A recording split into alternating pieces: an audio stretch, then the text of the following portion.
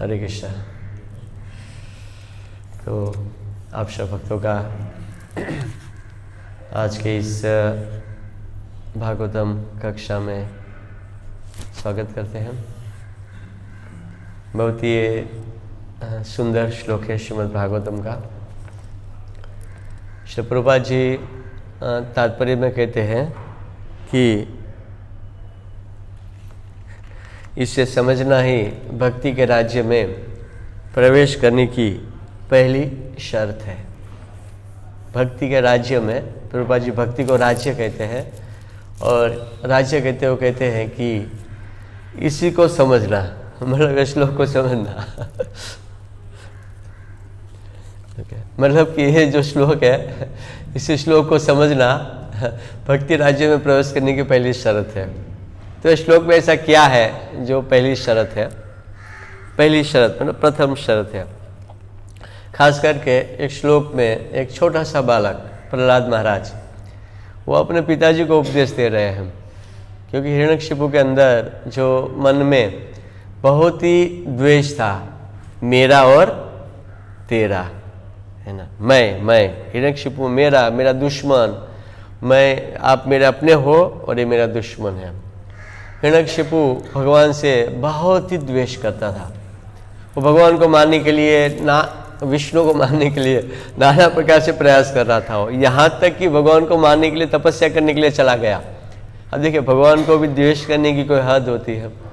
उसको मारने के लिए तपस्या करने गया, अमर बनने के लिए, अमर बन जाऊँ मैं। और लेकिन भगवान की जो करनी होती है, जो लिखा होता है, वो कोई बदल नहीं सकता है। और भगवान की कृपा से ही उनके ही घर पे एक भक्त पुत्र, भक्तों की कृपा से, भगवान की कृपा से भक्त पुत्र का जन्म हुआ।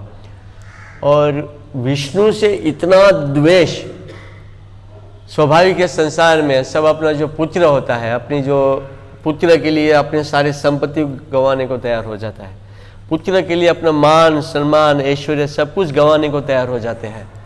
लेकिन हिरण्यकशिपु यहाँ पर अपने असुरी वृत्ति को दिखाते हुए वो विष्णु को द्वेष के कारण, अपने आप को भगवान समझने के कारण प्रहलाद को, पुत्र को मारना चाहता है।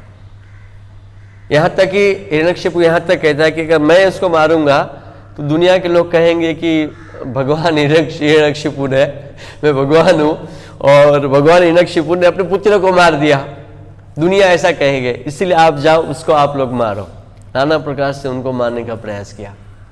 कभी कभी असुरी वृत्ति जब और बढ़ जाती है तो व्यक्ति क्या करना चाहिए, क्या नहीं करना चाहिए, वो समझ नहीं पाता। उनका पुत्र सामने है, भक्त, और उसके पुत्र को हिरण्यकशिपु पूछता है कि आपके पास ये शक्ति कहाँ से आती है? तो प्रहलाद कहते हैं, पिछले श्लोक में सीतामोहन प्रभु जी ने बहुत ही सुंदर बताया, बलि का बल, जिनको बल भगवान, बलि मतलब जो बलशाली है, उनका जहां से बल आता है, उनको जो बल देता है, उनकी जो शक्ति है, वही शक्ति से उनका जो स्तोत्र है भगवान कृष्ण, उन्हीं से मेरे पास बल आता है, जो सभी को बल देने वाले हैं। यहाँ तक इनडायरेक्टली इस श्लोक में प्रहलाद महाराज हिरण्यकशिपु को कहना चाहते हैं कि आपके पास जितना भी बल है, जितनी भी शक्ति है, वो विष्णु की कृपा से ही है। आप सोच रहे हो कि मैं भगवान हूँ, तो ये आपकी बहुत बड़ी गलतफहमी है। विष्णु की कृपा से सारा बल जो है आपके पास है, अपने बल से आप कुछ भी नहीं है। तो जहाँ से बल आता है इस संसार में, वही से, वही का जो स्तोत्र है भगवान विष्णु, वही से मुझे शक्ति प्राप्त हो रहा है। क्योंकि प्रहलाद महाराज ऐसा निडर होकर सामने खड़े थे, डर भी नहीं रहे थे।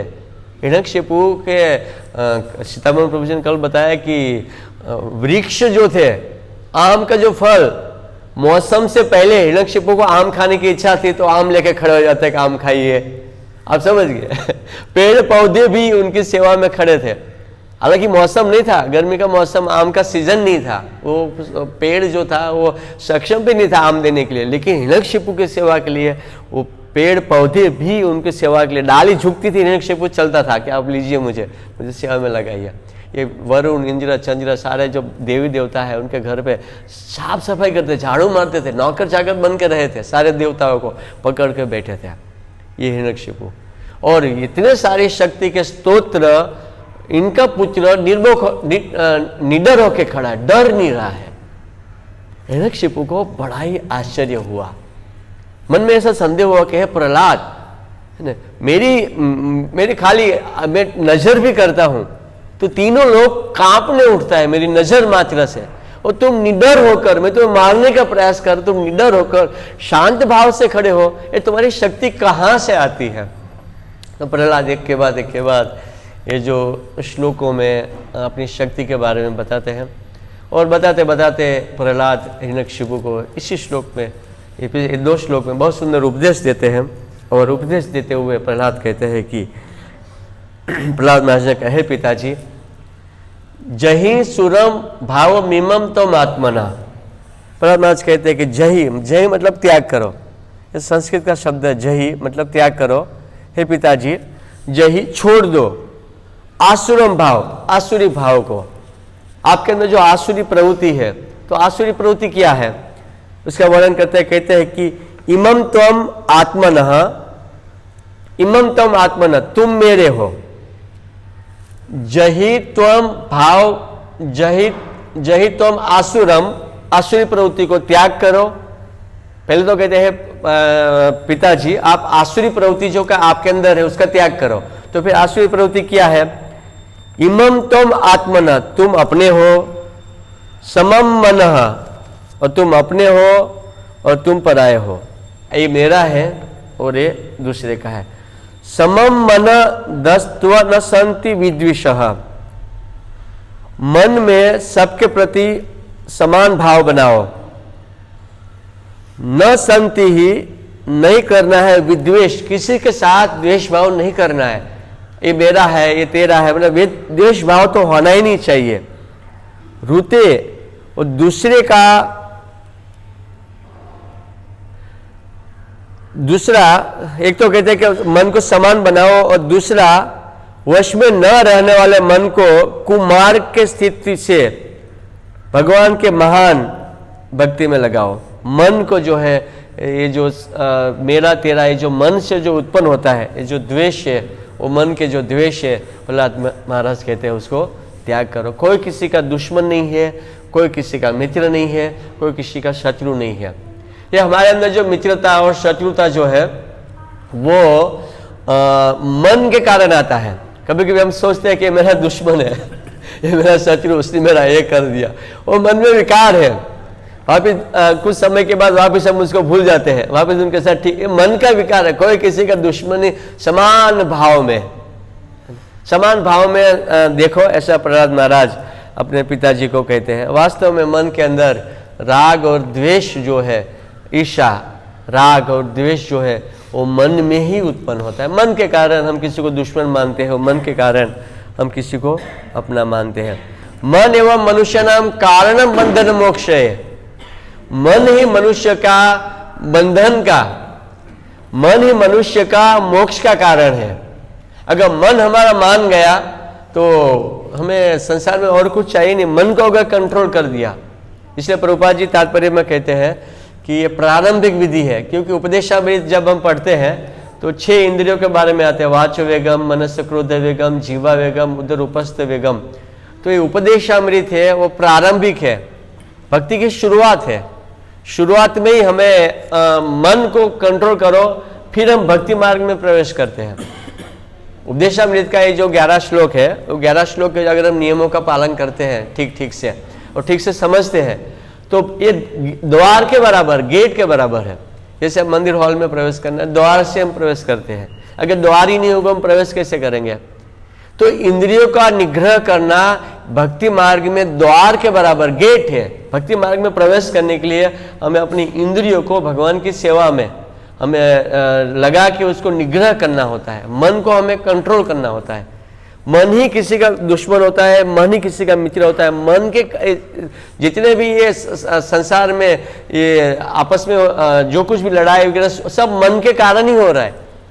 मन ही है जो हमें बांध के रखता है, मन ही हमें मुक्त करता है। तो ये 6 इंद्रियों हैं, उनमें से मन के बारे में प्रहलाद महाराज कहते हैं कि पिताजी, आप किसी को विष्णु को पराया समझते हो, दुश्मन समझते हो, लेकिन ऐसा नहीं है। समान दृष्टि से देखो, समान भाव होना चाहिए, समदृष्टि होनी चाहिए। और मन के बारे में तात्पर्य में भी प्रभुपाद जी बताते हैं, बहुत सुंदर श्लोक प्रभुपाद जी कहते हैं कि चंचली मन कृष्ण प्रमादि बलवत दृढ़, ये मन जो बहुत ही चंचल है, तस्याम निग्रह मन्ये है। अर्जुन का प्रश्न है, अर्जुन कहता है कि प्रभु ये जो मेरा मन है बहुत ही चंचल है, मन को कंट्रोल करना वायु को कंट्रोल करने से अधिक मुझे कठिन लग रहा है, क्योंकि अर्जुन के पास इतनी शक्ति थी, तर्कस हुआ करता था अर्जुन के पास, अक्षय तर्कस, तो ऐसा अक्षय तर्कस हुआ करता था जिसमें तो तीर निकालते थे, तो एक तीर निकाला हजारों की संख्या में तीर हो जाता था। श्री श्री राधा मदन मोहन भगवान की, गौर निताय की, एक तीर निकाला हजारों की संख्या में तीर हो जाते थे। यहां तक कि जब कामी वन में गए थे तो वहां पर यक्ष वारिचर पक्षी के रूप में आए थे, प्यास लगा था गर्मी के मौसम में, और उसी समय पर पानी के लिए उसने कुंड को, वहां पर वारिचर पक्षी ने कुछ प्रश्न किया, मेरे प्रश्नों का उत्तर दो, तो अर्जुन कहता नहीं मैं पहले पानी पीऊंगा। अर्जुन ने वो कुंड को चारों तरफ से पैक कर दिया, बाहर की हवा अंदर नहीं, अंदर की हवा बाहर नहीं, मतलब मैं कैसे, कौन मुझे मार सकता है, मतलब अर्जुन में इतनी शक्ति थी। अर्जुन ये यही कहता है कि मैं वायु को कंट्रोल करने से मुझे अधिक कठिन लग रहा है, अर्जुन को हवा को कंट्रोल करना अर्जुन के लिए कोई बड़ी बात नहीं थी, इतना शक्तिशाली था अर्जुन, धनुधारियों में श्रेष्ठ था अर्जुन। तो अर्जुन कहता है लेकिन मन जो है वो मन को कंट्रोल करना मुझे बहुत कठिन लग रहा है। वास्तव में देखा जाए कि ये मन जो है, हम देखें हम कितनी जगह पे घूमता है, अभी यहाँ बैठे हैं, सेकंड में अमेरिका चला जाएगा, सेकंड में घर चला जाएगा, सेकंड में नाना प्रकार का, एक सेकंड में कहाँ कहाँ घूमता रहता है। मन को कभी कभी 10 मिनट भी हमें सोच लेना चाहिए कि ये 5 मिनट हमने मन में क्या क्या विकार आया, क्या क्या चला गया, क्या कहाँ हम घूम रहे हैं। और इसी मन को कंट्रोल करने की विधि भी प्रभुपाद जी बताते हैं कि भगवान के चरणों पे, अगर हम गुरु के चरणों में, श्री प्रभुपाद जी के चरणों में, भगवान के चरणों में अगर मन लगाते हैं तो हम आसानी से इसी मन को कंट्रोल कर सकते हैं। तो प्रहलाद महाराज का कहना यही है कि कोई किसी का दुश्मन नहीं है और कोई किसी का, सभी समान है, मित्रता मेरा तेरा मेरा तेरा का त्याग करो। तो मेरा तेरा में समान दृष्टि। तो अगर ऐसा हमारा प्रश्न होगा कि अगर सामने वाला व्यक्ति हमारे साथ गलत करेगा तो हम क्या करें? आप समझ गए, हम सोचते हैं हमारा कोई दुश्मन नहीं है, सबको समान दृष्टि से रहते हैं। लेकिन अगर सामने वाला व्यक्ति हमारे साथ दुश्मनावटी करते हैं, दुश्मनावट रखते हैं, तभी हमें क्या करना चाहिए? तो इसके बारे में भगवान भगवत गीता में बहुत सुंदर कहते हैं कि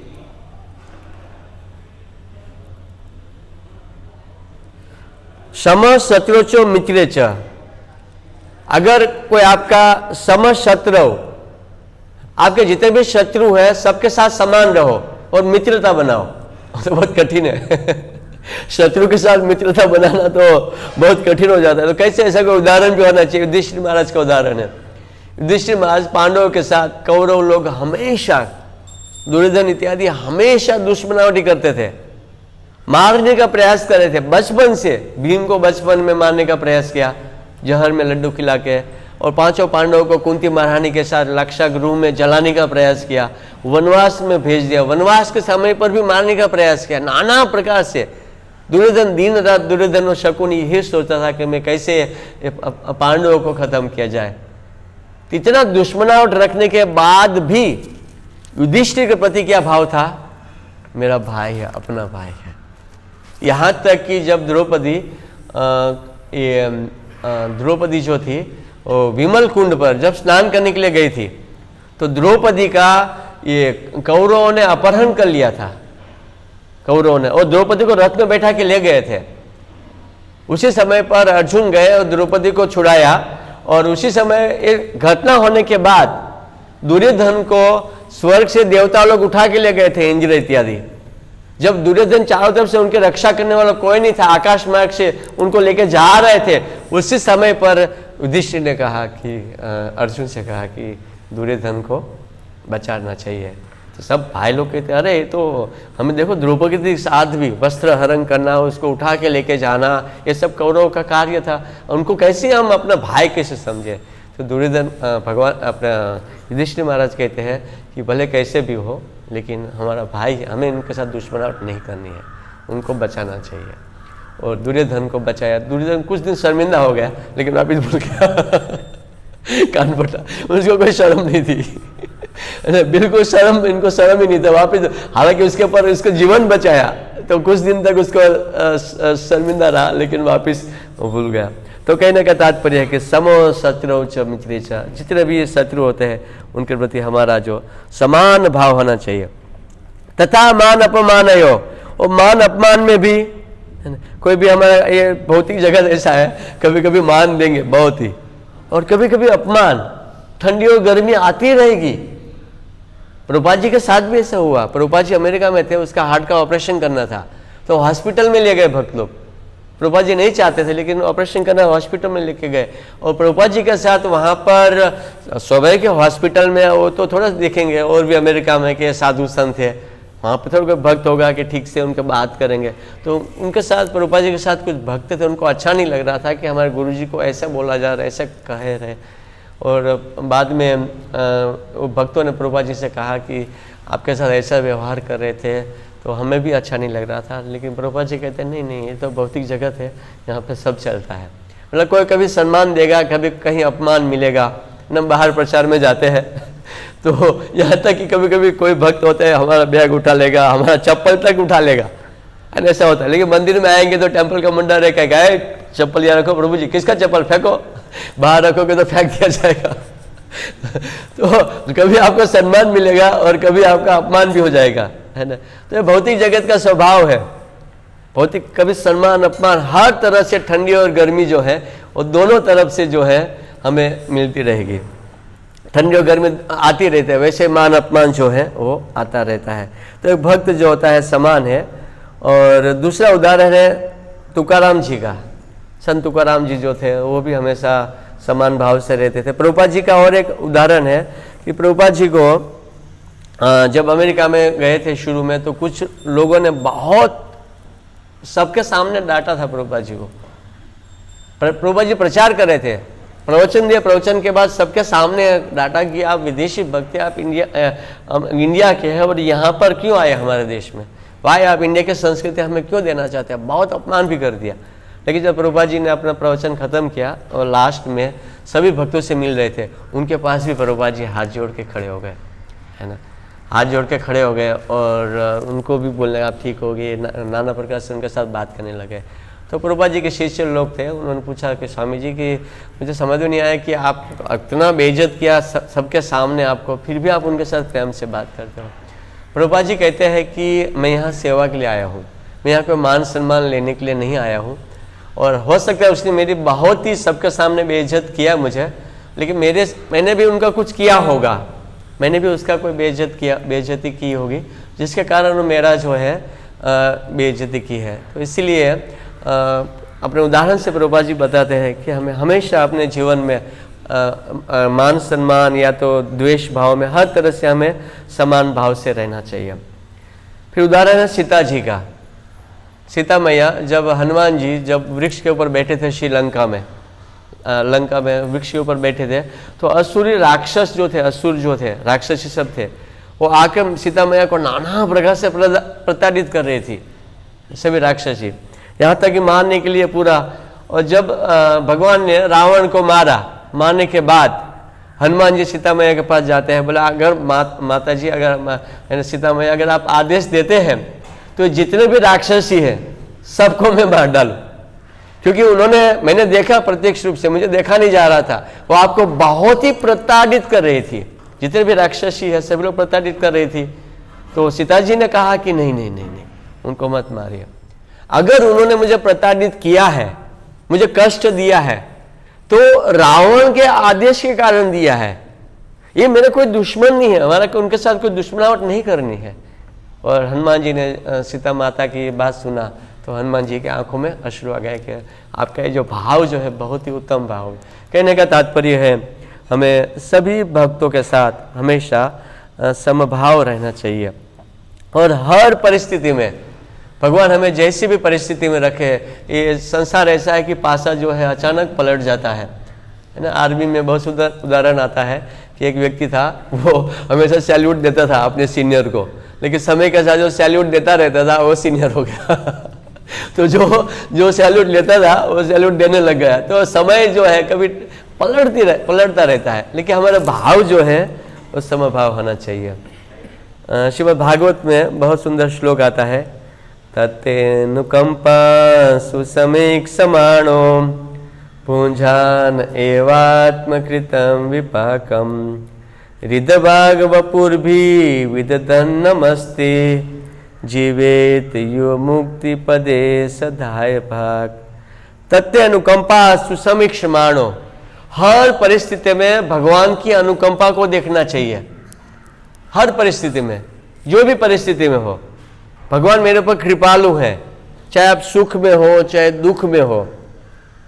तत्नुकंपा सुसमीक्षमाण, सुसमीक्ष सुइक्षमाण, इस संस्कृत इक्षमाण, इक्ष मतलब देखना, देखते रहो।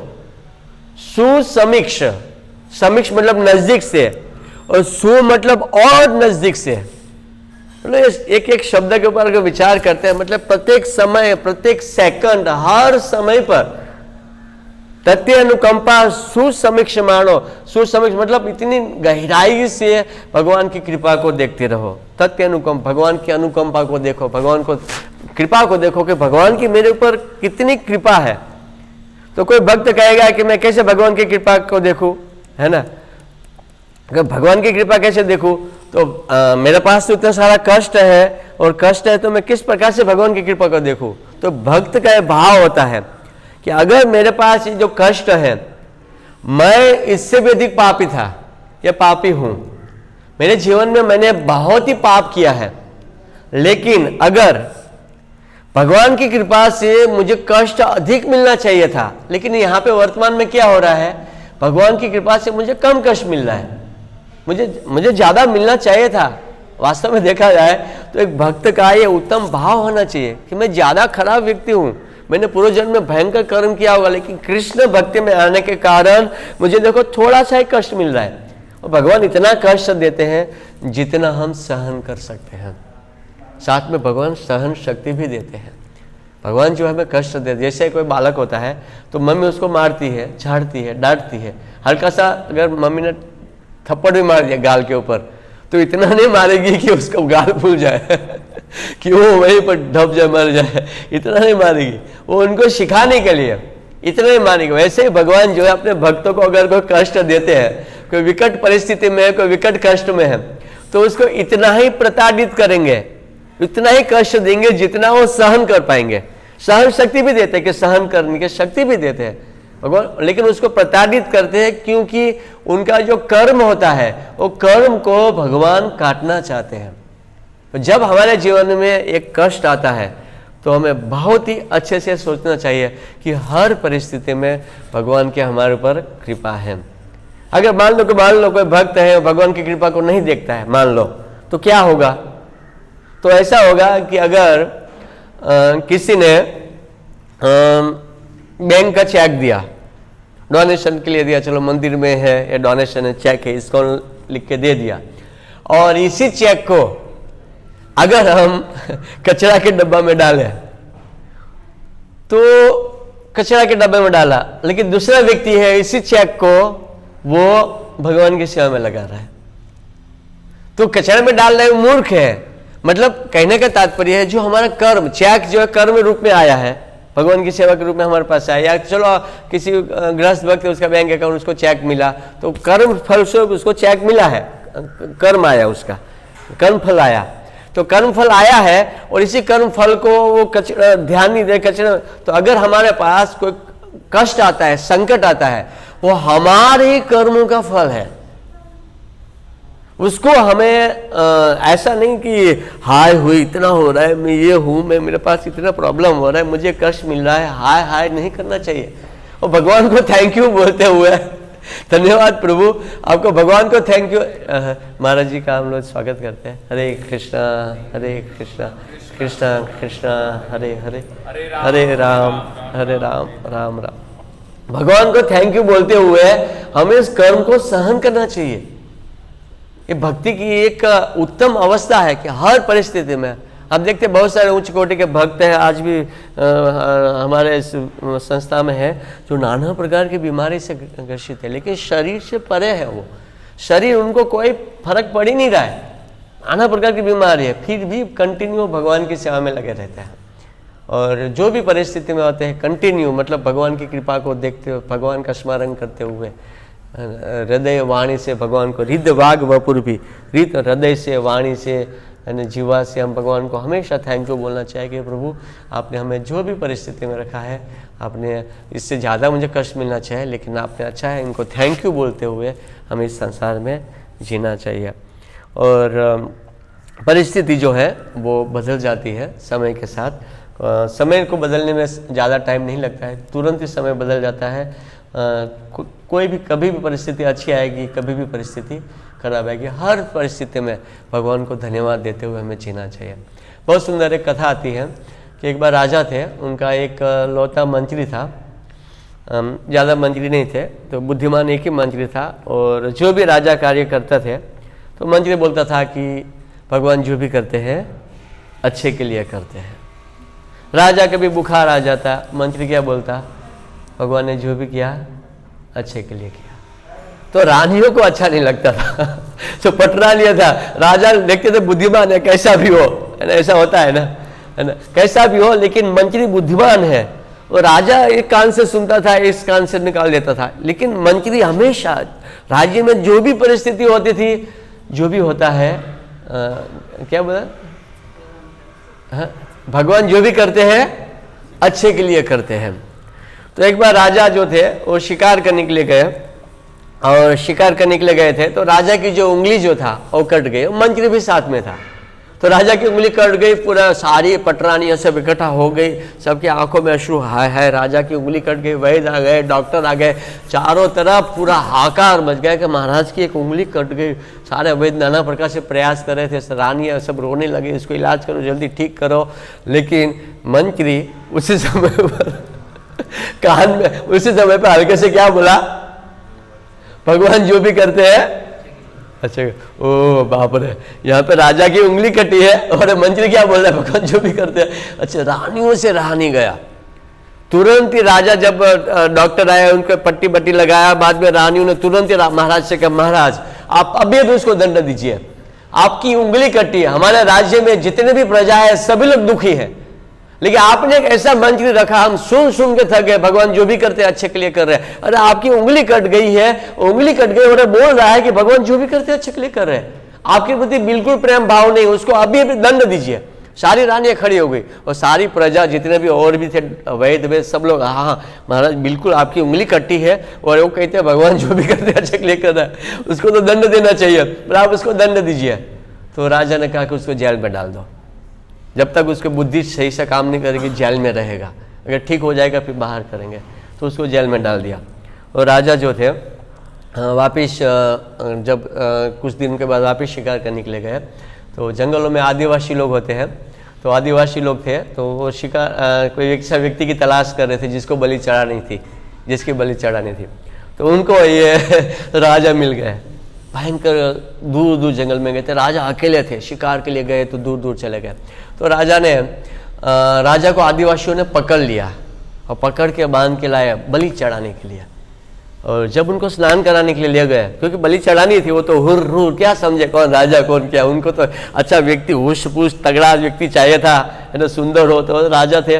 लेकिन जब उसको स्नान कराने के लिए गए तो उसकी उंगली कटी थी। बोले नहीं, सब आदिवासी अपना हथियार उठा करके, उसकी बलि नहीं चढ़ेगी, उसकी उंगली कटी है, इसकी बलि नहीं चढ़ेगी। पूरा सारे आदिवासी बोलो छोड़ो उसको, छोड़ो छोड़ो उसको तो राजा को वहां से छोड़ दिया गया। राजा जो थे अपने महल में आया, और राजा को इस बात को याद आया कि वो मंत्री बिल्कुल सही कहता है। मंत्रियों को भी और पटरानियों को भी बताया, देखो आज मेरी उंगली के कारण मेरी जान बच गई। वो जो मंत्री, जो मूर्ख जो था, और जिसको मूर्ख कहते थे, वो बहुत बुद्धिमान है, उसको बुलाओ यहाँ पे।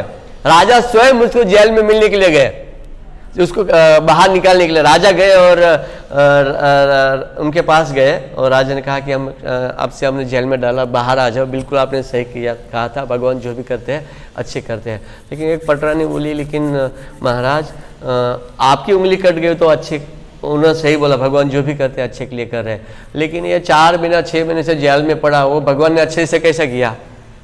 भगवान जो भी करते हैं अच्छे के लिए करते हैं, ये 6 महीने से जेल में है तो उनके साथ अच्छा कैसे हुआ?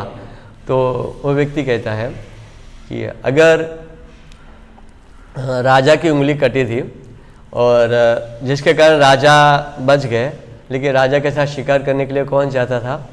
मैं ही जाता था। अगर मैं जेल में नहीं होता, शिकार करने के लिए मुझे ले जाते और मेरी बलि चढ़ जाती।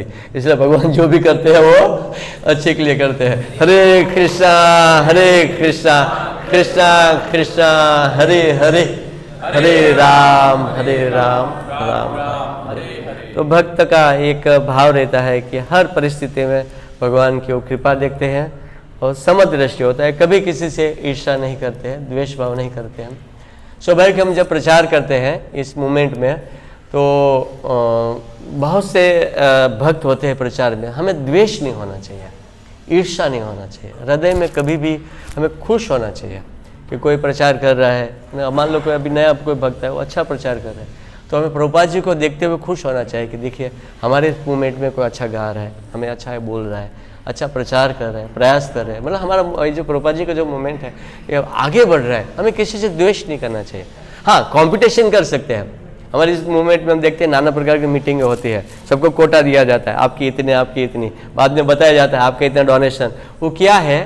ताकि हम एक दूसरे को देखकर हम सीखें कि देखो उस 10 लाख लाए, देखो उसने ये सेवा किया, इतना बुक्स बेचा, मैं भी बेचूं। तो हम कंपटीशन कर सकते हैं, लेकिन ईर्ष्या भाव नहीं कर सकते हैं। कंपटीशन मतलब सेवा के लिए, जैसे राधा रानी चंद्रावली का ग्रुप अलग अलग है तो दोनों में आपस में कृष्ण की सेवा के लिए कंपटीशन है, हम अच्छा सेवा करें। लेकिन जहां प्रीति लक्षण है, आपस में प्रेम का लक्षण है, वहां पे तो हाथ जोड़ के खड़ा रहना चाहिए। प्रचार में मनमुटाव भी होगा, लेकिन जहां सेवा करना है, अगर वो व्यक्ति आए, कृष्ण ने हमारे पास भेजा कि कृष्ण ने उन लोग को मेरे पास भेजा है, अभी भले आज कुछ हुआ है, भूल जाओ उस समय, कृष्ण उनकी सेवा में कैसे अच्छे से करूं। चाहे कोई भी हमारा डिपार्टमेंट हो, कोई भी कार्य हो, हर परिस्थिति में हमें यही देखना चाहिए कि हम भगवान की सेवा अच्छे से कैसे, कृष्ण ने मेरे पास भेजा। आपस में अगर हम एक दूसरे से ठीक से बातें नहीं करें, लिफ्ट में मिले बातें नहीं करें, प्रसाद खाते समय बातें नहीं करें, उसका अलग है, उसका अलग है, तो ये कोई कॉन्सियसनेस, कोई हाई कॉन्सियसनेस नहीं है। आप उनसे देखो, अरे वो अच्छा प्रचार कर रहे हैं, हम भी करेंगे, है ना। यार उनसे पूछ सकते हैं कि आप कैसे लोगों को कल्टीवेट करते हैं, कैसे प्रचार करते हैं। लेकिन आपस में द्वेष भाव, ईर्ष्या भाव, वो कोई भक्ति का अंग नहीं है। ये तो द्वेष ईर्ष्या तो यहाँ पर प्रभुपाद जी कहते हैं मन को वश में करना, तात्पर्य में बोलते हैं प्रथम भक्ति में प्रवेश करने से पहले हमें इस मन को वश में करना है। और जहाँ प्रीति लक्षण होता है वहाँ पर हम आपस में सब प्रभुपाद जी को देखते हुए खड़े हो जाना चाहिए। सभी भक्तों के साथ कंधा मिला के खड़े हो जाना चाहिए। आपस में ईर्ष्या द्वेष नहीं होना चाहिए। हरे कृष्णा कृष्णा कृष्णा हरे हरे, हरे राम राम राम हरे हरे। ठीक है, किसी का कोई प्रश्न, कोई टीका टिप्पणी?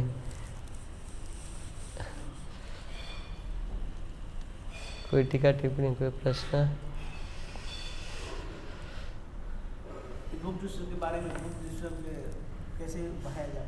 हाँ, बुक डिस्ट्रीब्यूशन। अच्छा, बुक डिस्ट्रीब्यूशन कैसे बढ़ाया जाए?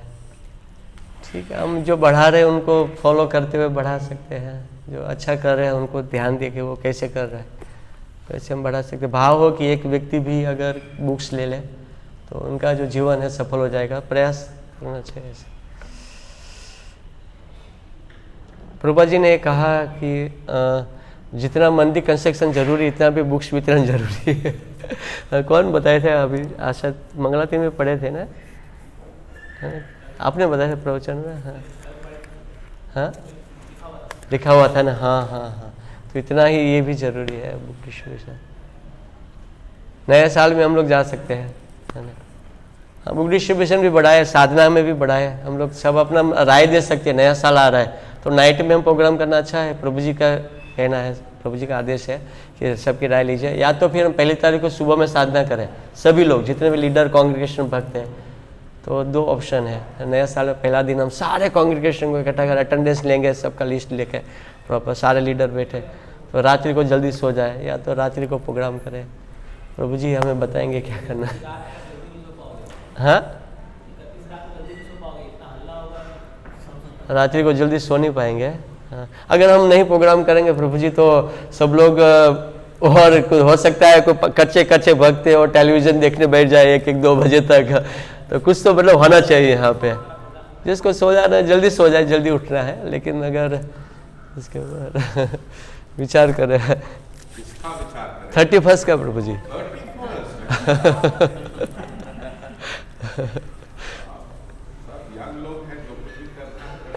कुछ भक्तों का कहना है कि हम प्रोग्राम नहीं रखेंगे ना तो लोग क्या सांसारिक कार्यों में घूमने चले जाएंगे, इधर चले जाएंगे, इधर प्रसाद वगैरह होगा बढ़िया, तो लोग कम से कम सांसारिक कार्य छोड़ के यहाँ आ जाएंगे। ऑनलाइन में कुछ हाँ जी।